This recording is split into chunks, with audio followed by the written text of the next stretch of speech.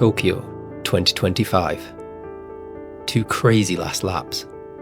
Cole Hocker from 12th at the bell to gold medal redemption. Geordie Beamish, 11th and off the back to history. But these weren't the first. Track and field has always been about the comeback. Today, we are going to take a deep dive into some of those breathtaking comebacks from across the years, reliving those edge-of-the-seat moments that make athletics at its best such an exciting sport.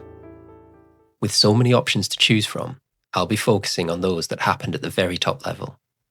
There are a multitude of examples of last-lap comebacks and ankle-leg heroics in high school and college athletics.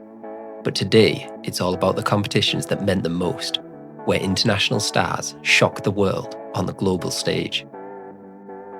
All these races are amazing, so at this point, we are going to be running through them in chronological order.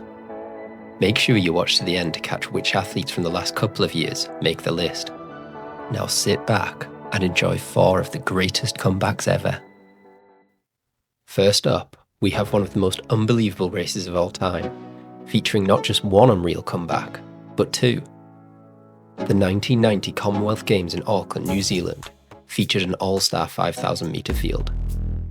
Kenya's John Ngugi, the Olympic champion from 1988, Moses Tanoi, who would go on to win the 10,000 metres at the World Championships the following year, and Yobis Ondieki, the future 10,000 metre world record holder, were among the favourites. But Australians and New Zealanders have always loved the Commonwealth Games, and in Andrew Lloyd, Australia had an athlete keen to prove himself following criticism of his performances at previous global championships. The race went out at a moderate 65 seconds a lap, with the favourites easing into things and the commentators expecting the pace to remain steady until halfway, when Ngugi would likely put in a dig and try to drop the field. However, just after the 800 metre mark, the race was thrown into disarray. Ngugi went down hard after a fall towards the back of the pack, and with the favourites' race plan in tatters, it was unclear what would happen next. But Ngugi solved all of these questions for us straight away. He stormed back to the pack, gaining contact again in just 200 metres, then hitting the front by the 1200 metre mark, less than 1 lap after he had fallen. From there, he wasn't messing around. Fired up by the fall, he pushed the pace straight away and was soon out front alone. With second favourite Ondieki also falling a lap later, it looked like Ngugi was going to run away to victory. He ran the second kilometre in a blistering 2:35, with Paul Williams of Canada and Mark Rowland of England giving chase, and the rest of the pack way behind. He kept up the pace into the second half of the race, and as they approached the last kilometre, Ngugi was 30 metres clear of the chasing pair and more than 60 metres ahead of the rest of the pack. The pack did start to track the leaders, catching Williams and Rowland with 600 metres to go. But at the bell, Ngugi still had 30 metres on them and seemed to extend his lead still further on the back straight. With just over 200 metres to go, Welshman Ian Hamer made a break for it, closely followed by Lloyd, but at this point it looked like they were simply racing each other for silver and bronze. But suddenly, the gap closed. Ngugi was slowing and Lloyd was flying. He passed Hamer as they entered the home straight and bore down on Ngugi. The Kenyan saw him coming and tried to respond, but there was no stopping Lloyd, who swept past to take the most dramatic of victories. No one had seen that coming. Andrew Lloyd was an accomplished athlete, with solid PBs from the 1500 metres right through to the marathon.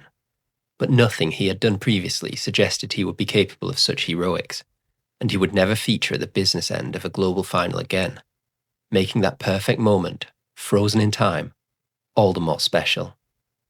For our second comeback, we changed distance again, this time going all the way to the marathon, and checking in with Sifan Hassan. Hassan is one of the most unpredictable and exciting athletes in history, and has staged many great comebacks across distances from 800 metres to 10k on the track in her time. But her effort at the 2023 London Marathon really was something special. Hassan was debuting in the marathon that year, but clearly had decided a marathon debut in itself wasn't a big enough challenge. The race was due to take place on the 23rd of April, with Ramadan running from the 22nd of March until the 20th of April that year. As a practicing Muslim, Hassan was therefore committing to doing her entire key period of training with no food or water from sunrise to sunset. At 19 kilometres into the race, it looked like this preparation had affected her. She began to drop back from the leading pack and even had to stop and stretch. She tried to get going again, but struggled, having to stop again and again. By 25 kilometres, she was 28 seconds behind the leaders, and it looked like her race was over. But as they approached the 30-kilometre mark and the paces dropped off, the pace slowed. Soon after, Hassan was able to reattach herself to the pack, and with her track speed, she was suddenly looking like a favourite for the win. But that wasn't the end of the drama. She struggled to take on fluids all race, perhaps due to a lack of practice in the build-up. And at the last water station, she missed her bottle again, panicking and returning to grab it. Once she returned once more to the pack, however, she looked serene, even offering her bottle to competitors before kicking away to win comfortably in the home straight. Full of emotion afterwards, Sifan Hassan's story further underlined the legend of the marathon. In the most unforgiving of races, any small problem can derail a race. But in her first attempt, Hassan had conquered it. Later on in 2023, we go right the way back down the distance range to a Femke Bol special in the 4x400 metres. Bol has given us plenty of examples of anchor leg heroics over the years to choose from, but her effort at the Budapest World Championships was one of the best. With no USA in the final, the Netherlands had a real shot of victory. As the third leg runners handed off the baton to the anchor legs, Bol had some work to do. She was 10 metres behind the leading Jamaican, Stacey Ann Williams, a woman with a 49.5 PB. It was going to take a lot to claw that back, but with Bol, anything is possible. What made this comeback so special, however, was that Bol didn't make up any ground in the first 200 metres. In fact, with 150 metres to go, the gap was still 10 metres, and it looked like the Jamaican might hang on. But Femke wasn't finished. She powered into the home straight, gaining on Williams all the way to the line, crossing first to secure a memorable win for the Netherlands. Bol's last leg was a reminder of just how exciting the 4x400 metres can be. There is a reason it's always on the last night of Global Championships, as it closes the meet out in style, with this year's edition of the men's race already legendary. And finally, let's close out this list by returning to the man who has made comebacks his trademark. Geordie Beamish's unbelievable win in this year's World Championship steeplechase was far from the first time he has shocked us.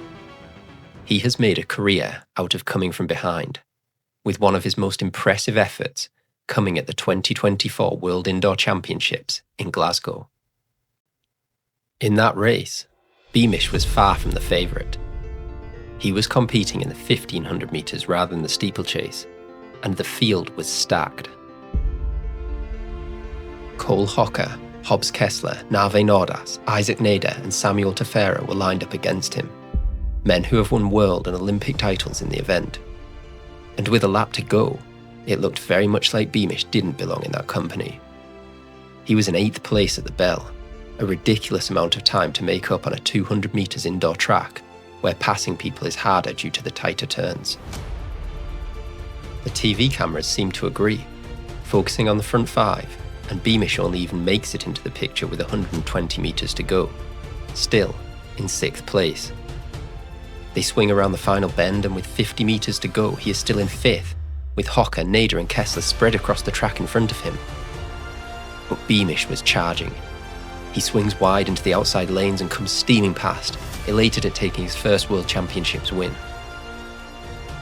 To beat the likes of Hocker and Nader, who would win the next Olympics and Outdoor World Championships in the 1500 metres, was unreal. Beamish had taken on some of the best in the world at their own game and come from behind to win. He epitomised the attitude of all these athletes on this list, and together they taught us some valuable lessons about what makes the sport of athletics so compelling. They have taught us that a race is never over. It isn't over when you fall. It isn't over when you're boxed in, or 20 metres down, or dead last at the bell. It's over when you stop trying. Because of this attitude, Lloyd, Hassan, Bull and Beamish were able to take a desperate moment and make that moment turn them into a legend. Which comeback is your favourite? And which ones have I missed from this list? Let me know in the comments below. And please remember to subscribe to my channel to catch more deep dives into the greatest stories in track and field. Thanks for watching everyone, and see you in the next one.